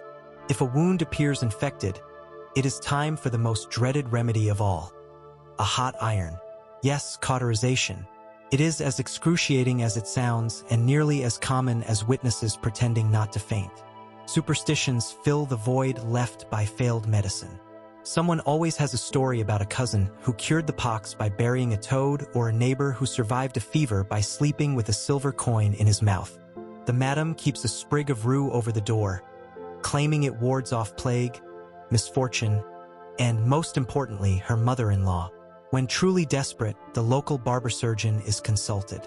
He is the one who sharpens knives, pulls teeth, and on ambitious days attempts surgery. His qualifications include a steady hand and a cheerful indifference to the patient's comfort. Anesthesia? Bite down on the stick and try not to scream too loudly. Success is defined as the patient not dying on the spot. Every brothel worker becomes a de facto nurse, exchanging remedies and warnings over ale. There is always a new potion making the rounds. Did you know vinegar and rosemary can cure a sore throat? No, because it cannot, but it will make you feel like you have exhausted all options. So next time you sneeze, be grateful for modern medicine. In the medieval brothel, your only real hope is a good herbal poultice, a brave face, and knowing that at worst, you will be the subject of next week's gossip. Dawn brings a reckoning. You tally your coins, your bruises, and your remaining optimism. Most workers just hope the cook remembered to remove the rat from the breakfast stew. Let's discuss the morning after, when reality returns to the brothel. The oil lamps are dying, Brutus the dog snores in the hearth's warm ashes, and the last drunk has finally passed out with his head in an empty ale barrel. The shared room is a jumble of limbs, straw, and quiet regret. Your first task is a full-body inventory. Did you survive with all your belongings? Are your socks still yours? Or did the goat take them again? Are there new bruises, and do you remember how you got them? A night's work almost always leaves a mark, sometimes from a customer, sometimes from slipping on a turnip. Then it is time to count your earnings. You empty your pouch, praying it is heavier than it feels. The house takes its share, Brutus gets his breakfast, and what remains is barely enough for a heel of bread. There is a round of hushed complaints as workers compare their takings. Everyone's slightly suspicious of Marjorie, who always seems to have one more coin than anyone else. Now, the true test, breakfast. The kitchen fills with the distracting aroma of bubbling pottage. On a good day, there is bread. On a bad day, you quietly remove anything that looks like a tail from your stew. The conversation is a mix of exhausted laughter and postmortems. Who received the best tip? Did anyone see what happened to the loot? Between bites, you mend whatever damage was done to your clothing. Despite everything, there is camaraderie in the aftermath. Everyone survived another night, united by shared misery. Jokes are made, stories are exaggerated, and even the madam might pour an extra cup of weak ale. Before the next shift, there is a precious moment of peace. The morning after is a reminder. Life in a medieval brothel is never easy, often painful, but somehow always survivable. And with luck, the stew will be rat-free, at least for today. Occasionally, someone actually falls in love in a brothel. This is universally seen as a terrible idea, but that has never stopped anyone. Expect heartbreak, dramatic pronouncements, and at least one song about unrequited love. Let's be clear. Romance here is less a fairy tale and more a cautionary one. This is where you learn that the only thing more fleeting than your pay is a promise whispered after 3 cups of ale. Still, hope persists. The classic story involves a newcomer, a traveling poet or a merchant's son, convinced he can rescue a fallen angel. He leaves love notes under straw mattresses and sneaks treats from the kitchen. The object of his affection is a brothel worker, tough and clever, who is politely unimpressed. Flowers are rare, usually pilfered from a garden. One worker still tells of the time a customer serenaded her, out of tune, in the rain, before being interrupted by the goat. Everyone knows it is a poor idea. There are dramatic declarations by candlelight and secret meetings behind ale barrels, followed inevitably by a public argument when reality intrudes. Sometimes a customer proposes marriage in the main room, usually after too much wine and often to the wrong Marjorie. And yet, true affection does sometimes grow from a shared joke or a whispered promise to split tips. These quiet romances are about survival. In a world where trust is scarce, a real companion is something to cherish. Of course, there are heartbreaks. A customer leaves town, never to return. A worker tires of serenades and moves on. The love songs turn mournful. The madam claims romance is bad for business. Love is a luxury, darling, she will say. Rent is not. But even she has been seen to soften during a particularly heartfelt song or quietly arrange for a pair of sweethearts to share the good blanket. Occasionally, these romances last. A few couples run away together, starting new lives in distant towns, sustained by memories of stolen kisses and candlelit promises. Most, however, simply dissolve into the daily rhythm of life, becoming fuel for gossip, the inspiration for another song, or just one more chapter in the enduring, complex story of hope versus reality. So, if you are considering finding love in a medieval brothel, be warned. It is complicated, messy, and seldom what it seems. But for a few fleeting hours, even the most guarded heart can be softened by a good song, a kind word, and maybe, just maybe, a promise that lasts until sunrise. Buttons are a luxury, laces are a necessity, and every night someone becomes stuck, tangled, or accidentally disrobed in front of the wrong person.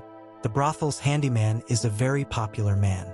Welcome to the wardrobe wars, where the greatest danger is not the pottage but what holds your clothes together. In a medieval brothel, the dress code is a miracle of patchwork, held to one's body by an assortment of strings, knots, and faith. Buttons, those wonders of modern life, are almost unheard of here. If you see one, it is likely on the madam's best cloak or sewn on for decoration, to be admired, never used. Instead, everything depends on laces. Long, fickle, and always prepared to fail at the most inconvenient time. Each shift begins with the same ritual. Someone swearing at a stubborn knot, another worker searching for a lost shoelace, and Marjorie expertly relacing her stays for the 5th time this week. Tying your shoes is simple compared to corsets with strings long enough to be a tripping hazard. There is a running joke that the quickest way to end up undressed is not by a customer's hand, but by losing a fight with your own attire. Laces get caught in hair, snag on furniture, and sometimes conspire to unravel your entire outfit with one false move. Accidental exposure is a nightly occurrence, met with laughter, applause, or a frantic scramble behind the nearest curtain. And there are never enough curtains. The brothel handyman is a local hero, part tailor, part magician. Armed with needles, strong thread, and immense patience, he spends his evenings mending seams and untangling knots that resemble ancient maritime puzzles. He is also the keeper of spare laces, an invaluable resource. Sometimes the malfunctions are minor, a slipping stocking or a petticoat threatening to escape.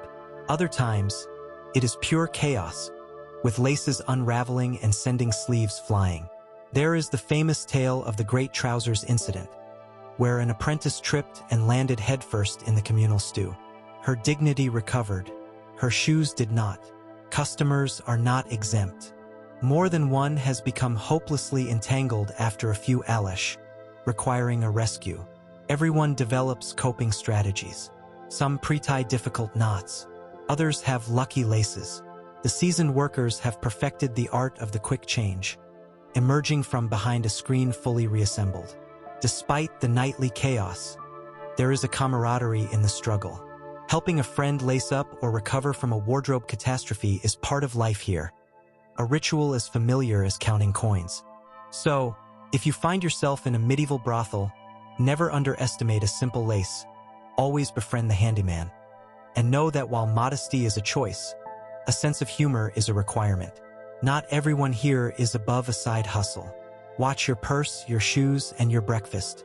If something vanishes, check under the dog. The medieval brothel is no place for the naive. It is a whirlwind of opportunity, desperation, and sticky fingers. The only thing more common than a cold is the sudden disappearance of an unattended item. In a house of low wages and high debts, a little creative redistribution of wealth is part of the routine. First rule: guard your purse as if it were gold. The moment you look away, it could vanish. Most workers tie their money bags to their waist and then hide them under a second layer of clothing. Shoes are another hot commodity. Footwear is as good as currency. A decent pair can be sold or traded. The cleverest thieves swap shoes for a pair a size too small. Breakfast is never safe. That last piece of bread you saved? Gone. The scrap of cheese you hid? Vanished. The art is knowing where to look when things go missing. Under the straw mattress, of course. But the wisest always check under Brutus the dog. The bouncer sleeps on the most valuable loot, be it a sausage or a sock. Not all thieves are professionals. Some are just hungry or desperate. The madam keeps a lost and found box behind the bar. When something important disappears, a brothel-wide search begins. Part scavenger hunt, part blame game. The actual thief usually joins in to deflect suspicion. Repeat offenders are put on latrine duty. Petty crime is woven into the fabric of life here. In the end, what goes around comes around, usually as someone else's missing sock.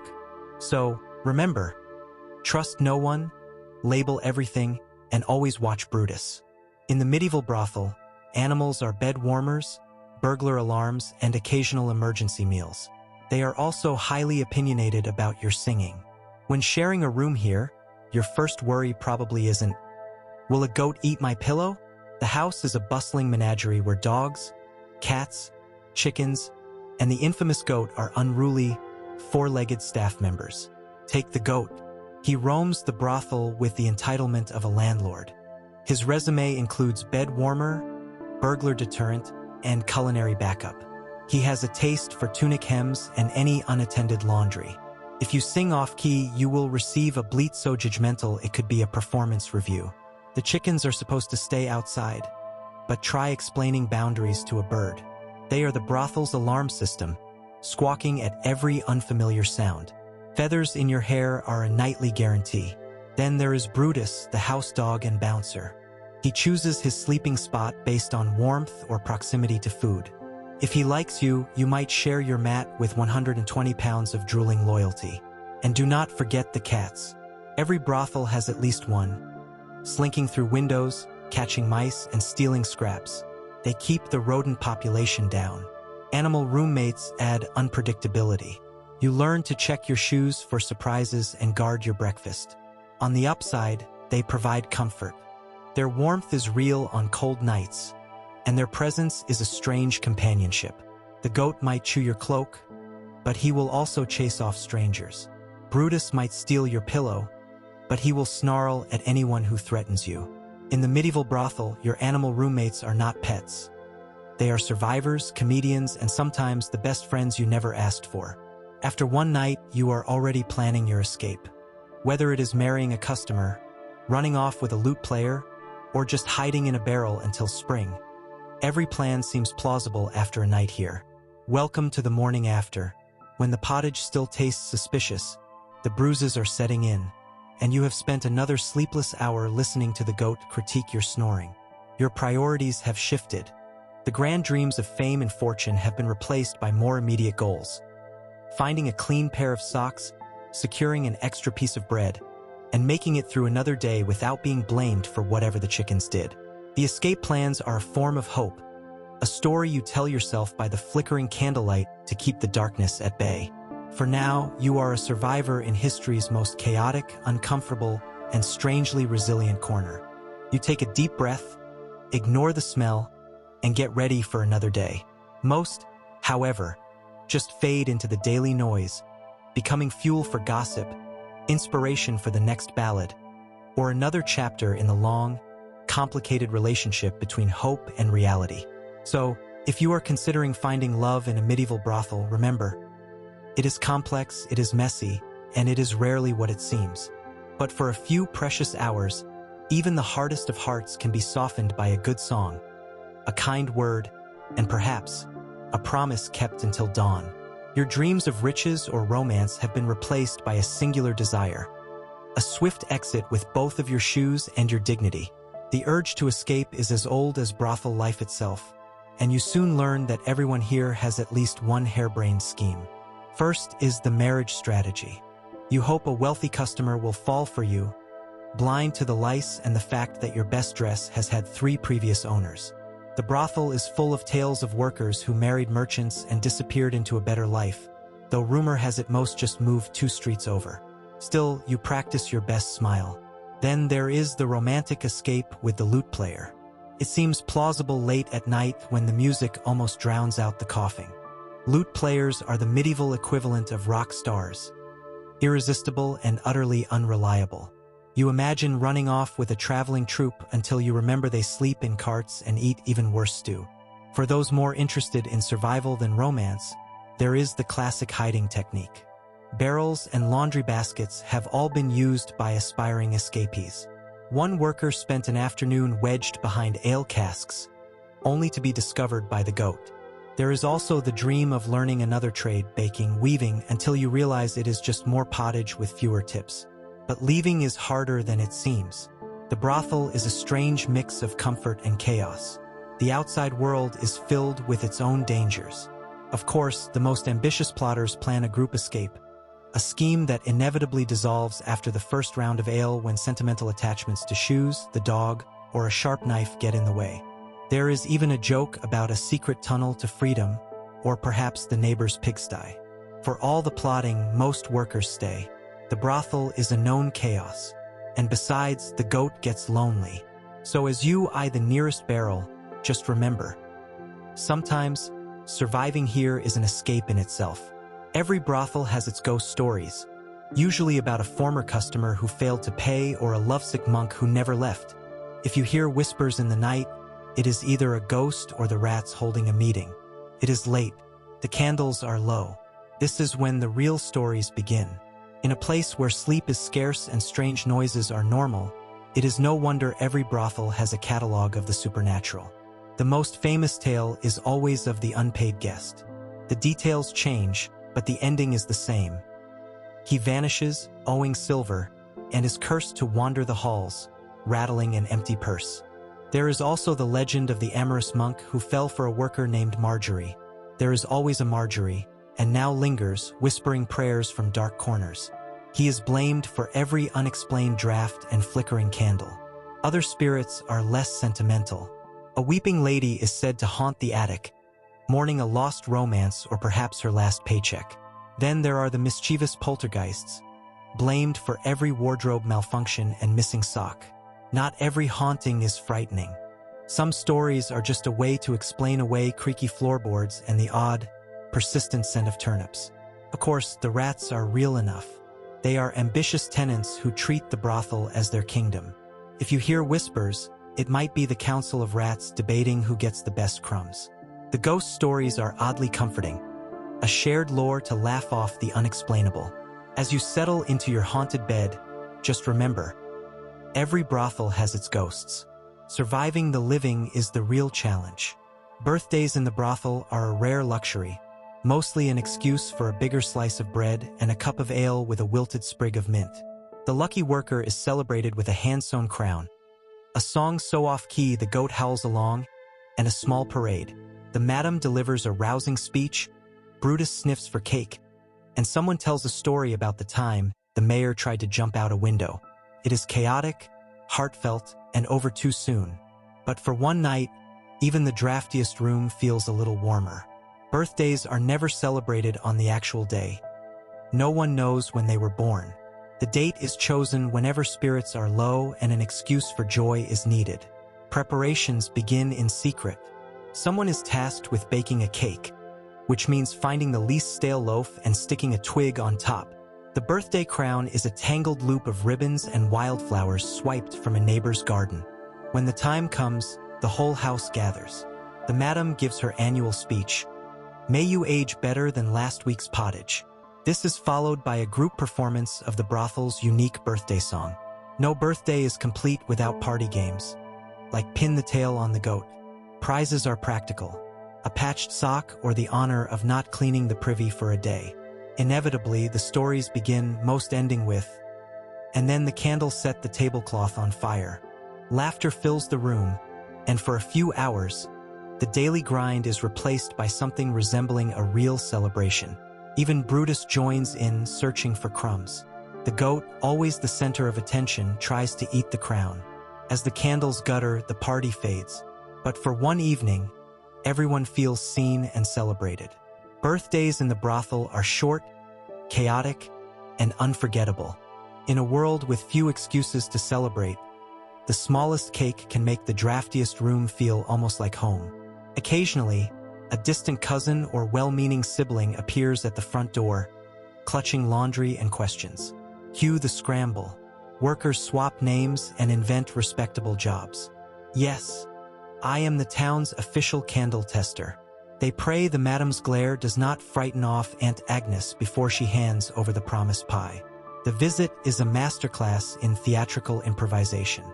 The common room is hastily tidied, Brutus is told to look dignified, and the goat is bribed with a turnip to stay quiet. The family member, usually wide-eyed and blissfully unaware, is given a carefully curated tour that avoids the draftiest rooms and the more eccentric customers. The staff puts on their best performance, speaking of their colleagues and the hospitality business.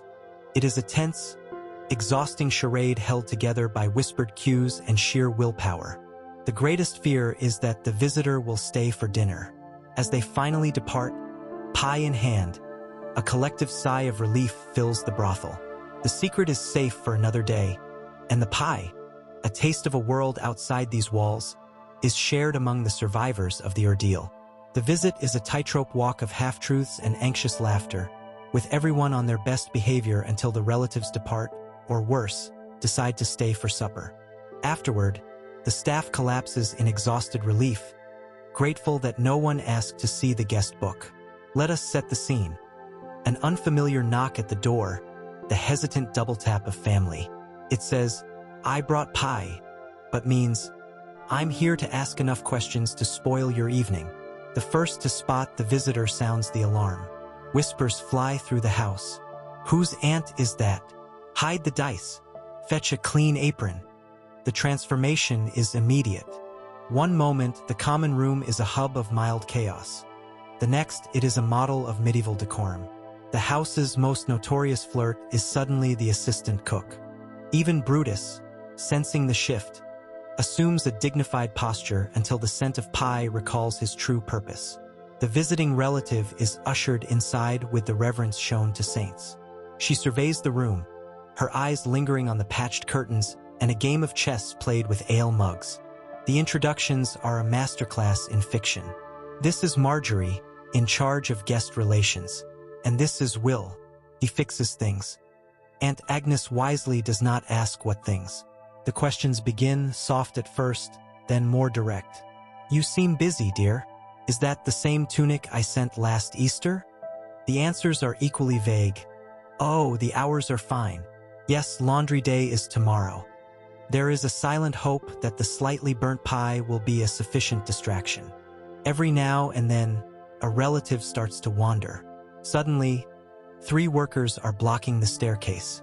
Drafty up there, the guest book, a ledger of code names and doodles, is quietly taken to the kitchen, guarded by the madam and the goat.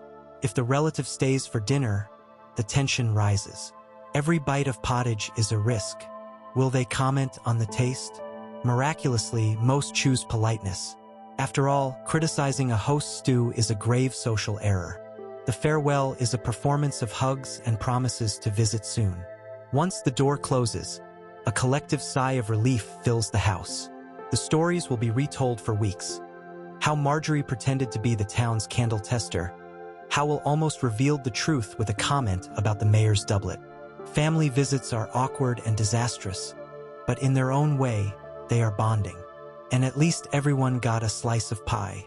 The brothel is not the only establishment in town. Rival houses are just up the street, each with its own madam, rules, and brand of cheap perfume. Competition is fierce and mostly petty. Missing laundry, swapped signboards, or a goat mysteriously painted blue. On festival days, this turf war becomes public, with rival workers trying to out-sing and out-insult each other. Despite the drama, there is a twisted camaraderie. Nothing unites the district faster than a raid by the church. The market is just large enough to sustain an endless series of minor sabotages. Take the infamous signboard swap. One morning, our house sign was replaced with one promising spiritual cleansing. Meanwhile, the rival house found their sign sporting a mustache and the slogan, "All chickens welcome." Laundry is another battlefield. If your socks vanish, check the neighbor's washing line. Petty pranks are the lifeblood of the rivalry. Once, a rival sent over a basket of apples, each stuffed with pickled onions. Our reply was to fill their privy with frogs. Even Brutus got involved, sneaking across enemy lines to steal sausages from a rival's feast. The festival season is when the rivalry peaks. The streets become a stage for open competition. The sing-off is legendary, with each side trying to drown out the other with bawdy ballads. Dancing contests devolve into who can balance a bread roll on their head the longest. Pranks escalate. There was the year a rival's goat was dyed bright blue, a color that lasted for months. Still, there is an odd kinship. The madams have been known to share a drink, comparing notes on difficult customers. And when the church comes marching down the street, all feuds are forgotten. Suddenly, everyone is family, united by a shared goal, hiding the best customers and pretending for one glorious hour that no one has ever painted a goat. Every few months, a new apprentice arrives, wide-eyed and clutching their only tunic. Their initiation is a blur of confusion. Learning the rules, dodging Brutus's tail, and realizing that cleaning duty involves chasing chickens. Older workers share warnings. Never trust the soap, never sit on the good chair, and never ask what is in the pottage. By midnight, the apprentice is knee-deep in spilled ale and more advice than they can remember. Survive the first night and you might just make it. The apprentice is greeted with a sniff from Brutus, who knows when someone is new enough to drop their bread. They are shown to a storage corner with a straw mattress and a moth-eaten blanket. Training begins at once. The madam recites the rules. No free samples, no credit, no feeding the goat after dark. The older workers add their own cautionary tales. The latch bites, always check the chamber pot, and the rooster takes offense easily. Their first assignment is helping in the kitchen, stirring a cauldron of pottage that has seen more ingredients than the town records. The cook offers encouragement in the form of shouted instructions. If the apprentice asks what is in the stew, they are told, "Don't ask, keep stirring." As the evening crowd arrives, the apprentice delivers mugs of weak ale, learning to dodge spilled drinks and wandering hands. Brutus tests their nerves by blocking the busiest hallway, refusing to move unless bribed with sausage. If they pass, they get a slobbery paw print on their tunic, a badge of honor. Soon, real chaos erupts. A tray of bread is dropped. A chicken escapes. A regular starts a song. The apprentice finds themselves wrangling livestock, mopping puddles, and fielding questions from guests. The older workers shout encouragement, occasionally ducking behind the apprentice to avoid a rowdy patron. Midnight arrives in a haze of exhaustion and stray feathers. The apprentice is slumped against a wall when the madam appears for a final inspection. "Still here?" she asks, an eyebrow raised. "Didn't run for the hills? Good, you have promise. Or you are simply too exhausted to remain standing." By morning, the apprentice has learned more than any manual could convey. They have discovered the secret to enduring the night. Keep your head down, your wits sharp, and never, ever leave your shoes unguarded. As the first sunbeams penetrate the grimy window, they realize they have earned their first true badge of brothel life: survival. Stay long enough and the chaos becomes a routine. But nothing equals that first night. A baptism by spilled ale, bad jokes, and the profound feeling that if you survive this, you can face anything medieval life has to offer. When a medieval storm arrives, the brothel becomes a ship in a tempest, with buckets under every leak and rushes washed away by muddy boots. Candle flames dance in the draft, the fire sputters, and everyone's clothes gain a new layer of dampness. The madam orchestrates a midnight campaign of mopping and barricading windows while Brutus pouts in the driest corner and the chickens roost on bedposts. Spirits are buoyed with strong ale and even stronger jokes, because in a house where privacy is a fable and sleep is a rumor, you learn to face every storm together. It begins with the wind, screaming through the crooked alleys and shaking the shutters. The first heavy drops of rain strike the roof, then find every crack and forgotten hole. It is a brothel tradition. The moment thunder claps, someone yells, "Bucket Brigade!" Half the staff scrambles to claim the driest areas while the other half deploys anything that can hold water. Within minutes, the floor rushes are afloat, and the hall is a perilous course of slippery straw and chickens fleeing the rising tide. Customers who complain about the damp are handed a broom and invited to try sweeping water uphill. Lighting becomes a collective effort. The madam orders every lantern and candle into service. The effect is atmospheric, with shadows leaping at every flicker and the scent of singed wicks filling the air. Brutus the mastiff, normally unflappable, is reduced to a sullen lump behind a stack of firewood. The goat, however, sees disaster as an opportunity, immediately climbing the furniture to claim the highest bed. He surveys the chaos below like a king on his throne.